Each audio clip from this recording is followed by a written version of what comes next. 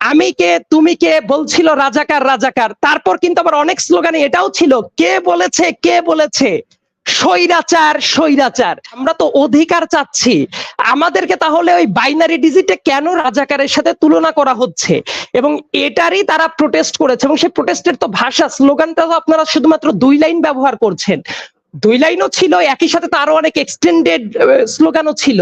যেমন ওই যে আমি কে তুমি কে বলছিল রাজাকার রাজাকার, তারপর কিন্তু আবার অনেক স্লোগানে এটাও ছিল কে বলেছে স্বৈরাচার স্বৈরাচার। তো এই অংশটা বলেন না কেন আপনারা? আবার এটাও তো বলেছে ওই স্লোগানের সাথে এটাও ছিল যে চাইতে গিয়ে অধিকার হয়ে গেলাম রাজাকার। তারা তো আসলে রাজাকার দাবি করে নাই, তারা আসলে ওইটাকে রেটরিক হিসেবে কখন ইউজ করছে সেই জবাবটা দিতে গিয়ে। আর দেখেন 2018 সালে যখন স্টুডেন্টরা আন্দোলন করেছিল তাদের ভাষ্যটাও ছিল যৌক্তিকভাবে সংস্কার করতে চাই, 2024 সালে যখন বলছে তাদের ভাষ্য এখনো যৌক্তিকভাবে সংস্কার। বিএনপি জামাত অথবা অন্য কেউ ছাত্র দল কেউ ঢুকলো কিনা, কেউ কি দলীয় ব্যানারে ঢুকেছে কিনা, দিস ইজ দা কোশ্চেন।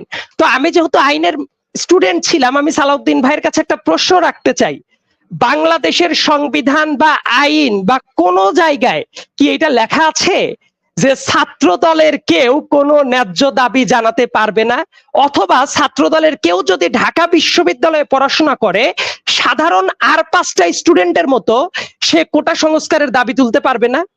এটা তো কোথাও বলা নাই। তো এটা যদি আপনারা আইন করতে পারতেন তাহলে আমি মেনে নিতাম যে না, ছাত্র দল অন্য কোনো জায়গায় কথাই বলতে পারবে না, অন্য কোনো দল করে তারা কথাই বলতে পারবে না। সো এ ধরনের কথা তো বলা নাই। আরেকটা গুরুত্বপূর্ণ প্রশ্ন উনি যখন উত্থাপন করলেন যে স্লোগানটাকে টার্গেট করে, এই জায়গায় না আসলে মিসআন্ডারস্ট্যান্ডিং কার হচ্ছে এটা আমার বোঝার খুবই ইচ্ছা। সবার খুবই আপত্তি যে ছাত্ররা কেন এইটা বলছে আমি কে তুমি কে রাজাকার রাজাকার, এটা তো হওয়ার কথা ছিল না। আমার কাছে মনে হয় এই জায়গায় যারা আছেন সবাই এটা একমত হবেন, আমিও এটাতে একমত প্রদর্শন করি যে সাধারণ শিক্ষার্থীদের তো এইটা বলার কথা ছিল না যে আমি রাজাকার আমি রাজাকার। রাজাকার শব্দটা তো একটা ঘৃণিত শব্দ ছিল, কেন বলতে হলো এই প্রশ্নটা কেউ কেন করে না। আপনি যদি পেছনের কারণটাকে প্রশ্ন না করে শুধুমাত্র একটা অংশ নিয়ে ইফেক্টটাকে নিয়ে প্রশ্ন করেন, সে বিশ্লেষণ তো সত্যি হতে পারে না। বরং প্রশ্নটা করা উচিত ছিল, আমি সালাউদ্দিন ভাইয়ের কাছে একটা প্রশ্ন রাখতে চাই, প্রাইম মিনিস্টারের ওই জায়গায় যখন আলোচনাটা হলো, আলোচনাটা হওয়ার পরে সে বাইনারি ডিজিটে কেন চলে গেল? একজন সাংবাদিক সেও জিজ্ঞেস করলো এবং তার উত্তরও কেন এই ধরনের হলো যে মুক্তিযোদ্ধার সন্তান বিপরীতে রাজাকারের সন্তান। তো যার বাবা মুক্তিযোদ্ধা না, তাহলে কি প্রত্যেকেই বাইনারি ডিজিটে চিন্তা হবে? সো এই যে যারা আন্দোলনটা করছে তাদেরকে তো তাহলে ওই বাইনারি ডিজিটে কি ছাত্ররা নিয়েছে, নাকি যারা ওই প্রেস কনফারেন্সে ছিল এবং যিনি উত্তর দিয়েছেন তারা করেছে? সো এই প্রশ্নটা তো আমাদের করতে শেখা উচিত। এবং আরেকটা প্রশ্ন যেটা ছিল, আপনি ধরেন পরীক্ষার একটা প্রশ্ন, এমসিকিউ কোনো প্রশ্ন, তার অপশনে দিলাম আমি 2টা অপশন, যে রাজাকারের সন্তান এবং মুক্তিযোদ্ধার সন্তান, অন্য কোনো অপশনই তো দেওয়া নাই ওই জায়গায়। তো যারা মুক্তিযোদ্ধার সন্তান না তাহলে তারা কি? তো বাই ডিফল্ট তাদের এই জন্যই আতে ঘা লেগেছে যে আমরা তো অধিকার চাচ্ছি, আমাদেরকে তাহলে ওই বাইনারি ডিজিটে কেন রাজাকারের সাথে তুলনা করা হচ্ছে, এবং এটারই তারা প্রোটেস্ট করেছে। এবং সেই প্রোটেস্টের তো ভাষা স্লোগানটা তো আপনারা শুধুমাত্র 2 লাইন ব্যবহার করছেন, 2 লাইনও ছিল, একই সাথে তারও অনেক এক্সটেন্ডেড স্লোগানও ছিল। যেমন ওই যে আমি কে তুমি কে বলছিল রাজাকার রাজাকার, তারপর কিন্তু আবার অনেক স্লোগানে এটাও ছিল কে বলেছে স্বৈরাচার স্বৈরাচার। তো এই অংশটা বলেন না কেন আপনারা? আবার এটাও তো বলেছে ওই স্লোগানের সাথে এটাও ছিল যে চাইতে গিয়ে অধিকার হয়ে গেলাম রাজাকার।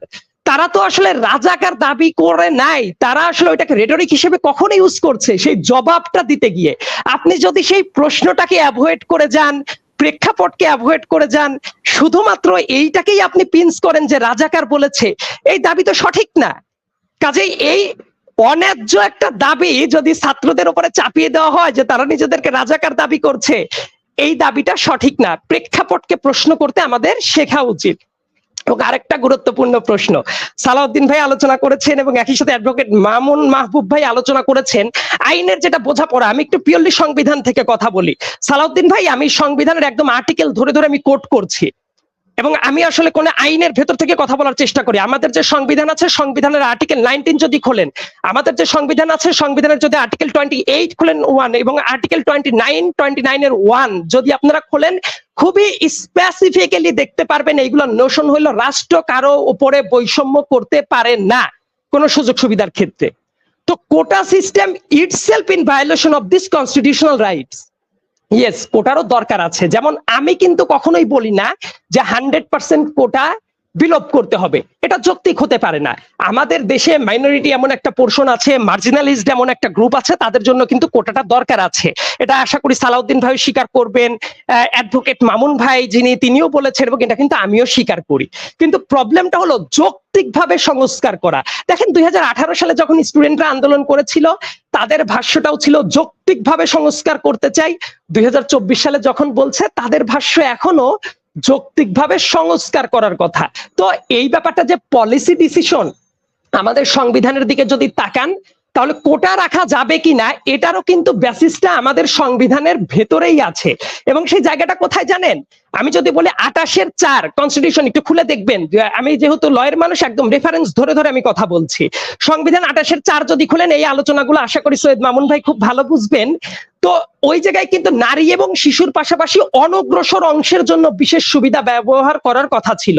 আমাদের সংবিধানের 29-এর, আমি ওই যে 28-এর কথা বললাম, যে জায়গায় অনগ্রসর অংশের জন্য বিশেষ সুবিধা রাখা যেতে পারে, আমাদের সংবিধানের 29-এর 3-এর ক, এই জায়গাতেও কিন্তু কোনো অনগ্রসর গোষ্ঠীকে কোটা দেওয়ার ব্যাপারে, মানে সেই পারমিসিভ ব্যাপারটা আছে, কোটার ব্যাপারটা কিন্তু রাইট না, এটা মনে রাখা দরকার। অনেকে এটা বুঝতে ভুল করে। যেমন আপনার সমাবেশ করার অধিকার, আপনার মত প্রকাশের অধিকার, ধর্ম পালনের অধিকার, সম্পত্তি পালনের অধিকার, এইগুলা হলো টেকেন ফর গ্রান্টেড, মানে মানবাধিকার। কিন্তু কোটার ব্যাপারটা হলো প্রিভিলেজ, সরকার ইচ্ছা করলে দিতেও পারে, নাও দিতে পারে। এই প্রিভিলেজের ব্যাপারটা কি আসলে জানেন? Doctrine of political question, state policy. আর আইনের ভাষায় স্টেট পলিসিগত ব্যাপারে নরমালি কোর্ট কখনোই ইন্টারফেয়ার করে না, আনটিল অর আনলেস কোন আইন যদি এমন হয় সেটা যদি ডিরেক্ট কনস্টিটিউশনাল ভায়োলেশনের দিকে চলে যায়। তো যেটা ডক্ট্রিন অফ পলিটিক্যাল কোশ্চেন, এটা তো সরকার ঠিক করবে কোটা কতদূর থাকবে বা না থাকবে। আমি আমার কথার সাপোর্টিভ ডকুমেন্টও দিয়ে দিচ্ছি সালাউদ্দিন ভাই। 2018 সালে কোটা সিস্টেম যখন পুরোপুরি বাতিল করা হইলো, যদিও সাধারণ শিক্ষার্থীদের আন্দোলনের বেসিসে এটা ছিল না বাতিল করা, সেই বাতিলটা কে করেছিল? নির্বাহী বিভাগ করেছিল। এমনকি হাইকোর্টের যে জাজমেন্টটা প্রকাশিত হয়েছে, সেই জাজমেন্টটা যদি আপনি পড়ে দেখেন, এই কোটার কত পার্সেন্ট থাকবে, মানে বৃদ্ধি করা যাবে, হ্রাস করা যাবে, অথবা কিভাবে রাখা যাবে, সেটা ডিসক্রিপশনে সরকারের পর দেওয়া আছে। Because this is doctrine of political question. আর এই পলিসি ইস্যুগুলা রাষ্ট্রের নির্বাহী বিভাগ ডিল করে। এবং আপনি যদি এখন বলেন যে তাহলে এই ব্যাপারগুলা কোর্টে এখন পেন্ডিং অবস্থায় আছে, কোর্টে পেন্ডিং আছে কিসের পরিপত্র? আমি আবার আপনাকে ক্লিয়ার করে দিচ্ছি। কোর্টে পেন্ডিং আছে 2018 সালের 4 অক্টোবর যে পরিপত্র সরকার জারি করেছিল, যে কোনো কোটাই থাকবে না কোন চাকরিতে? প্রথম এবং দ্বিতীয় শ্রেণীর চাকরিতে। তার মানে ওই পরিপত্রটা এক্সক্লুসিভলি ফর প্রথম এবং দ্বিতীয় শ্রেণীর চাকরি। কিন্তু বর্তমান ছাত্ররা যখন আন্দোলনটা করছে, তারা কিন্তু বারবার করে বলছে তাদের দাবিটা হাইকোর্টের ওই পরিপত্র কেন্দ্রিক না, তাদের দাবিটা নির্বাহী বিভাগের কাছে, এবং এবারের দাবিটা প্রথম শ্রেণী এবং দ্বিতীয় শ্রেণীর চাকরি না। তারা যেটা চাচ্ছে প্রথম শ্রেণী, দ্বিতীয় শ্রেণী, তৃতীয়, চতুর্থ প্রত্যেকটা শ্রেণীর চাকরিতে বৈষম্যমূলক কোটা প্রত্যাহার করার জন্য। তার মানে তাদের দাবি তো 2018 সালের পরিপত্র, যেটা নিয়ে আদালতে মামলা বিচারাধীন আছে, সেটা তাদের কনসার্নের ম্যাটার না। তাদের দাবি টোটালি ফ্রেশ একটা পরিপত্র বা আইন পাশ করা, যার বেসিসে বাংলাদেশের প্রত্যেকটা শ্রেণীর চাকরিতে, মানে সর্বস্তরের চাকরিতে কোটা থাকবে না। তো এই ব্যাপারটা যদি কেউ না বুঝে মনে করে ছাত্ররা ওই পরিপত্র নিয়ে আন্দোলন করছে, তখন আপনি কোর্টের ব্যাপারটা বলতে পারেন। স্টিল একটা ব্যাপার আছে, আমি ওই যে বললাম যে ডক্ট্রিন অফ পলিটিক্যাল কোশ্চেন কোনটা, সরকার এর আগে কোর্ট বহুবার করে এ ধরনের ঘটনা যখন ঘটেছে, policy matter issue, court entertain করে নাই। তো সরকার একটা আইন করুক, সরকার যদি সদিচ্ছা থাকে, সালাউদ্দিন ভাই খুবই গুণমুগ্ধ ভক্ত, সো আমিও যেটা বিশ্বাস করি, সাধারণ শিক্ষার্থীদের প্রতি যদি তাদের সেই স্নেহ থাকতো, মমত্ব থাকতো, তারা যদি এই ধরনের আনওয়ান্টেড সিচুয়েশন অ্যাভয়েড করতে চাইতো, তারা প্রত্যেকটা শ্রেণীর চাকরিতে বৈষম্যমূলক কোটা ব্যবস্থা বাতিল করুক। তাহলেই তো ঘটনা শেষ হয়ে যায়। এবং এই জায়গায় একটা না কথা আছে, প্রথম শ্রেণী এবং দ্বিতীয় শ্রেণীর চাকরিতে যে কোটাটা দেখেন, তৃতীয় এবং চতুর্থ শ্রেণীর চাকরিতে সেই বৈষম্যটা আরো প্রবল। আপনি যদি রেলের চাকরিতে দেখেন, রেলে পোষ্য কোটা কত জানেন সালাউদ্দিন ভাই? রেলে অন্যান্য কোটা তো আছেই, পোষ্য কোটাই শুধুমাত্র 40%। আপনি যদি প্রাইমারি স্কুলের সার্কুলেশনটা দেখেন, এদের কোটা কত জানেন? 80% কোটা আছে। সো এই যে এই কোটাগুলো তো অন্যদের ক্ষেত্রে বৈষম্য তৈরি করছে। এবং আরেকটা ইন্টারেস্টিং ইনফরমেশনটা দেই, যেটা আসলে অনেকেই মিস করে যায়। কোটার লিগ্যাল বেসিসটা কি জানেন? এবং যারা যারা আদালতে এই যে রিট করেছিল প্রথমে, তারাও একটা ব্যাপার মিস করে গেছে। তারা যেটা বলার চেষ্টা করছিল, আমাদের সংবিধানের মনে করে দেখবেন 150 আর্টিকেলকে তারা কোট করেছে।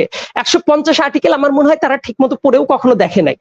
150তম আর্টিকেলটা খুলে যদি কেউ দেখে, তাহলে দেখবেন এইটার নোশন হলো অস্থায়ী বেসিসে এবং ক্রান্তিকালীন সময়ের জন্য করা। এটা কেন করা হয়েছিল সেই স্টোরিটা কিন্তু আমাদের জানা দরকার। আসলে আমরা ঠিক মতো পড়াশোনা করি না তো, এবং যারা ধরেন যে এর বিপক্ষে অনেক সময় কথা বলে বা যারা রিড করেছে। আমার একটা প্রশ্ন, স্পেসিফিক প্রশ্ন ছিল আপনার কাছে। আপনাদের মধ্য থেকে, যেহেতু এটা কোর্টের মাধ্যমে এই সমস্যাটা সৃষ্টি হয়েছে, তা আপনাদের মধ্য থেকে কেউ এটা নিয়ে কোর্টে যায় নাই কেন, বা কোর্টে যেতে ইচ্ছুক না কেন? কোর্ট একটা না, কিন্তু কোর্ট থেকে কিন্তু সংক্ষিপ্ত রায় দেওয়া হয়েছে। সালাউদ্দিন ভাই, কোর্ট থেকে সংক্ষিপ্ত রায় দেওয়া হয়েছে, যেটা সাইদ আব্দুল্লাহ মিস করেছেন বা ওনার আলোচনায় বলবেন। সরকার চাইলে কোটার কমাতে পারে বা বাড়াতে পারে। সো কোর্ট দায়িত্বটা সরকারের উপরে দিয়ে দিচ্ছে। এটা পলিটিক্যাল কোশ্চেন। আমি তো প্রথমেই বলছি সালাউদ্দিন ভাই, আমি যদিও প্রশ্নের উত্তরটা পরে দিতাম, আমি এখনই দেই। এক একটা মামলার নেচার এক এক রকম। আপনি যেমন ওই সাইডে ক্ষতিপূরণের মামলা, ড্যামেজের মামলার কথা বলছেন, আর এইটা হলো ডক্ট্রিন অফ পলিটিক্যাল কোশ্চেনের মামলা, পলিসি ম্যাটারের মামলা। মামলার কিন্তু নেচার এক একটা এক এক রকম। সো আপনি ওই ব্যাপারটা আশা করি একটু মিস করে গেছেন। যে আমি যেটা কথা বলছি, সালাউদ্দিন ভাই, আমি যেটা কথা বলছি, কোর্টের অনেকগুলো ব্যাপার আছে। এমনকি একটা রায়ের ভেতরে অনেক ক্ষেত্রে অনেক ব্যাপার থাকে, যেমন কোনটা আমাদের রেশিও ডেসিডেন্ডি আর কোনটা অবিটার ডিক্টা। অনেকেই এটা তালগোল পাকিয়ে ফেলে, মনে করে একটা কোর্ট রায়ের ভেতরে যা বলছে তার সবই বোধহয় বাইন্ডিং। কিন্তু একটা রায়ের ভেতরে অবিটার ডিক্টা নামের একটা জিনিস থাকে, একটা রায়ের ভেতরেও মানে আপনি রেশিও ডেসিডেন্ডি থাকে। সো এই ব্যাপারগুলো আলোচনায় বোঝা দরকার। এবং আমি আপনাকে বলি, আপনি যে ধরনের ওই যে ড্যামেজের মামলার কথা বলছেন, আমি যে মামলাটার কথা বলছি স্পেসিফিক্যালি, এটা ডক্ট্রিন অফ পলিটিক্যাল কোশ্চেন এবং স্টেট পলিসির ম্যাটার, যেটা ডিসাইডিং ফ্যাক্টর অ্যাবসলিউটলি গভর্নমেন্টের হাতে। তো যাই হোক, আমি ওই প্রশ্নের আলোচনায় আপনাকে পরে আসবো। আমি যে আলোচনাটা করছিলাম সেটা সবার জন্য একটু কাজে লাগবে। সো এই যে কোটা সিস্টেম যখন আনা হয়েছিল সালাউদ্দিন ভাই, 1972 সালের 16 ডিসেম্বর থেকে আমাদের সংবিধান যেটা আছে সেটা কার্যকারিতা লাভ করে। বঙ্গবন্ধুর সময়ে এই কোটার ভিত্তিতে যখন প্রথম সার্কুলেশনের নিয়োগটা হয়, সেটা ছিল 1972 সালের সেপ্টেম্বর মাসে। এই কারণে যে মুহূর্তে এই যে কোটাটা নিয়ে আসা হলো 1972 সালের সেপ্টেম্বর মাসে, এইটা যাতে কনস্টিটিউশন যখন চালু হওয়ার পরে এইটাকে যাতে কেউ আদালতে বা কোশ্চেন না তুলতে পারে, এই নিয়োগগুলা যাতে বাতিল করার জন্য আপিল না করতে পারে, এই জন্য 150টাকে নিয়ে আসা হয়েছিল, যে সংবিধানের 4th শিডিউলটাকে এনেক্ট করার জন্য। তো সেটা কি ক্রান্তিকালীন, সেটা কি টেম্পোরারি বেসিসে, এবং সেটার ইন্টারিম রিক্রুটমেন্ট রুল ছিল তার নাম।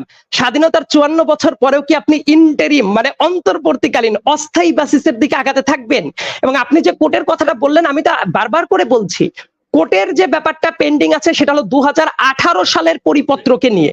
ছাত্রদের দাবির ব্যাপারটা 2018 সালের পরিপত্র কেন্দ্রিক না। ছাত্রদের দাবি স্পেসিফিক্যালি স্টেট পলিসির আদলে তারা সরকারের কাছে চাচ্ছে তারা একটা নতুন পরিপত্র করে যে প্রত্যেকটা গ্রেডের চাকরি সর্বজনীন ভাবে বৈষম্যমূলক কোটার মানে সংস্কার করার জন্য। সো দুইটার কিন্তু পার্থক্য আছে, এবং এই কারণেই ছাত্ররা কিন্তু এখনো মাঠ ছেড়ে যাচ্ছে না, বা তাদের জন্য যে দাবিটা আছে সেই দাবিটা তারা এখনো প্রকাশ করে যাচ্ছে।